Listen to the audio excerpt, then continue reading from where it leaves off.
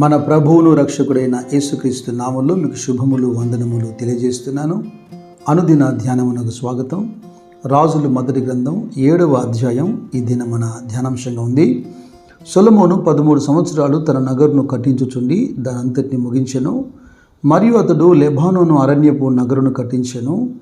అలాగే 2 బలమైన ఇత్తడి స్తంభములను మందిరం ఎదుట నిలబెట్టించాడు.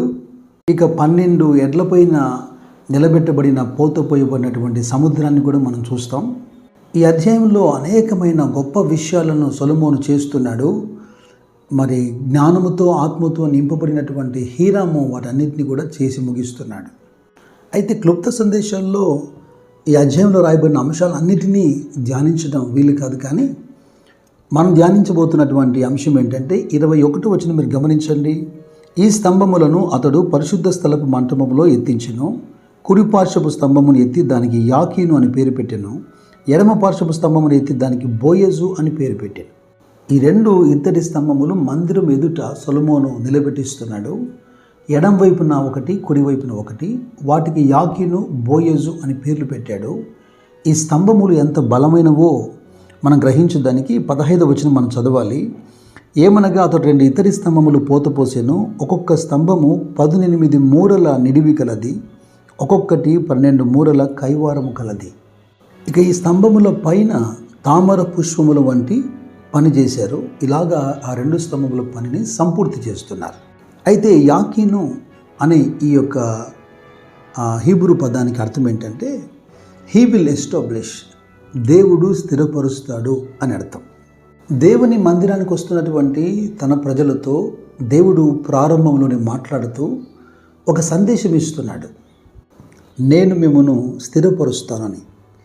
తన ప్రజల్ని ఐగుప్తు నుంచి తాను బయటికి విడిపించినప్పుడు తన ప్రజలతో తాను చేసినటువంటి నిబంధన ద్వితీయోపదేశకాండం 28:9 మనం చూస్తాం.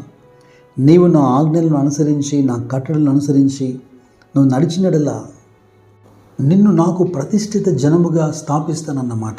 ఆయన ఇచ్చిన తన మాట, తన వాగ్దానం నెరవేర్చబడేందుకే 40 సంవత్సరాలు తన ప్రజలను ఇదిగో ఈ 2 స్తంభాలు చూస్తున్నప్పుడు మన జ్ఞాపకం వస్తుందే, పగలు మేఘస్తంభములో, రాత్రి అగ్నిస్తంభములో తన ప్రజలతో కూడా తానే నడిచి వారిని నడిపిస్తూ ఉన్నాడు. ఆ మాట స్థిరపరిచేందుకే. ఆ వాగ్దానంలో భాగంగానే మనం సమూయేలు 2వ గ్రంథం 7వ అధ్యాయము 12వ వచనంలో కూడా చూస్తాం. దావీదుతో చేసినటువంటి ఒక నిబంధన, నీ గర్భమున పుట్టినటువంటి కుమారుని నేను ఆశీర్వదిస్తాను, అతనికి నేను తండ్రిగా ఉంటాను, అతని రాజ్యాన్ని, సింహాసనాన్ని స్థిరపరుస్తానని. ఈ మాట మనము చదువుతున్నప్పుడు కేవలం దావీదు కుమారుడైన సొలొమోను వరకు మనం ఆలోచించకూడదు. దావీదు కుమారుడైన నజరేయుడైన యేసు వరకు మనం ఆలోచించాలి. ఆయన రాజ్యము, ఆయన సింహాసనం స్థిరమైంది కనుక. అనాది కాలంలోనే ప్రవక్తని యెషయా ద్వారా 54వ అధ్యాయంలో తన ప్రజలను ఉద్దేశించి, సియోన్ను ఉద్దేశించి నీవు నీతి గల దానివి స్థాపించబడదు అన్న మాట ఇప్పటికీ సంఘములో ప్రవచనంగా వినపడుతూనే ఉన్నది.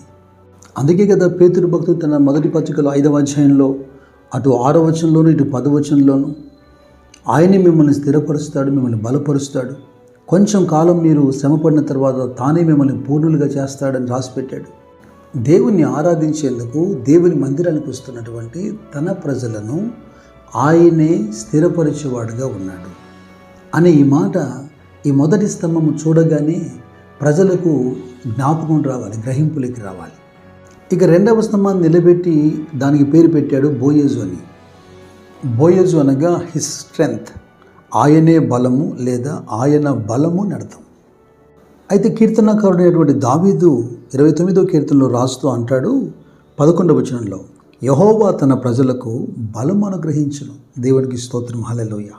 యెహోవా తన ప్రజలకు బలం అనుగ్రహించును, యెహోవా తన ప్రజలకు సమాధానం కలుగజేసి వారిని ఆశీర్వదించును. దావీదే మరొక చోట అంటాడు, ఇజ్రాయేలు దేవుడే తన ప్రజలకు బల పరాక్రమములు అనుగ్రహించేవాడు అంటాడు. రండి యెహోవా సన్నిధిలో మౌనంగా ఉండుడి, ఆయన ద్వారా నూతనమైన బలం పొందుడి అని యెషయా పిలుపునిస్తున్నాడు కదా 41వ అధ్యాయంలో. ఎవరు నూతన బలం పొందుతారు? మనకు బాగా పరిచయమైనటువంటి వాక్యం, యెహోవా కొరకు ఎదురు చూచువారు నూతనమైన బలం పొందుతారు. ఎందుకంటే ఆయన వాగ్దానం ఇస్తున్నాడు, సొమ్మసిలిన వారికి బలం ఇచ్చేవాడు ఆయన, శక్తిహీనులను బలాభివృద్ధి కలుగజేసేవాడు కూడా ఆయనే. కేవలం నువ్వు చేయాల్సిన పని ఆయన కొరకు ఎదురు చూడటమే. ప్రవక్త అయిన హబక్కుకు మాట్లాడుతూ మొదటగా ఒక నెగిటివ్ వర్డ్స్, అంటే అంజూరపు చెట్లు పూయలేదు, ద్రాక్ష చెట్లు ఫలింపలేదు, ఒలివ చెట్లు కాపులేకపోయాయి, చేనులోని పైరు పంటగా మార్చబడలేదు, గొర్రెలు దొడ్డిలో లేవు, శాలలో పశువులు లేవు.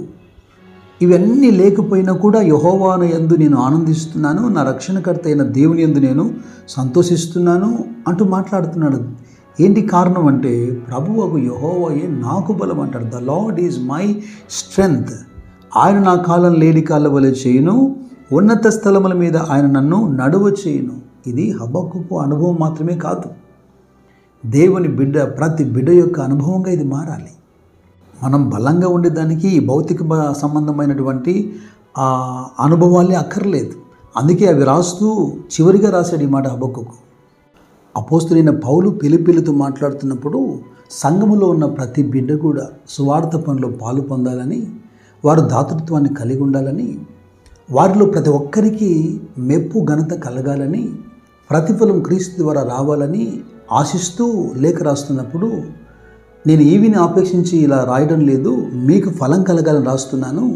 ఆ మాటకు వస్తే, నన్ను బలపరచువాని యందే నేను సమస్తము చేయగలను అంటాడు 13వ వచనంలో. మీరు కూడా ఈ సువార్త శ్రమలో పాలు పొందితే అది మీకు మంచిది. పాలు పొందకపోయినా నష్టం ఏం లేదు. కారణం ఏంటంటే, నన్ను బలపరచువాని నేను సమస్తము చేయగలను అంటాడు. అందుకే ఇప్పుడు ఎవరు బలహీనులై ఉన్నారో వారు బలవంతులని చెప్పాలి. Now week says I'm strong. దేవుని మందిరానికి క్రమంగా వెళ్తూ, దేవుణ్ణి ఆరాధిస్తూ, దేవుని మీద ఆధారపడుతున్న తన ప్రజలను నిశ్చయముగా యాకీను అనుభవం గుండా ఆయన నడిపిస్తాడు. అంటే తన ప్రజల్ని ఆయనే స్థిరపరుస్తాడు. రెండవది బోయజు అనే అనుభవం గుండా నడిపిస్తాడు. అంటే తన ప్రజలకు ఎవరైతే బలహీనులుగా ఉన్నారో ప్రతి పరిస్థితులలో ఆయనే వారిని బలపరుస్తాడు. ఇక కొసమెరుపు ఏంటంటే, ఈ స్తంభముల మీద తామర పుష్పం వంటి పని ఉండెను. అంటే లిల్లీస్. వెంటనే మనం ప్రభు మాటలు జ్ఞాపకం చేసుకోవాలి. మత్తయి సువార్త 6వ అధ్యాయంలో 28-29 వచనాల్లో, వస్త్రముల గురించి మీరు చింతింపనేలా, అడవి పువ్వులు ఎలాగో ఎదుగుచున్నవో ఆలోచించుడి. అవి కష్టపడవు, వడకవు, అయినను తన సమస్త వైభవంతో కూడిన సొలొమోను సైతం వీటిలో ఒకదాని వలనైనను అలంకరింపబడలేదు. నేడుండి రేపు పొయ్యిలో వేయబడు అడవి గడ్డిని దేవుడు ఇలాగూ అలంకరించినట్లా, అల్ప విశ్వాసులారా, మీకు మరణిత్యముగా వస్త్రములు ధరింపచేయును కదా. ఈ 2 స్తంభముల మీద కనబడుతున్నటువంటి ఆ పుష్పములు ప్రజల కంటి కనిపించినప్పుడు దేవుడు చాలా స్పష్టంగా మాట్లాడుతున్నాడు. వీటిని ఇలాగూ అలంకరించినట్లా మరి నిత్యముగా వీటికంటే మీరు శ్రేష్ఠులు కనుక ఎక్కువగా మిమ్మల్ని ఈ విధంగా ఆయన అలంకరించగలడని. ఏ విధము చేతనైనా మీరు చింత లేని వారిగా ఉండాలని దేవుడు మీతో మాట్లాడుతున్నాడు. దైవ కృప మీ అందరికీ తోడైనుగాక, మీ ఆత్మలకు తోడైనుగాక. God bless you.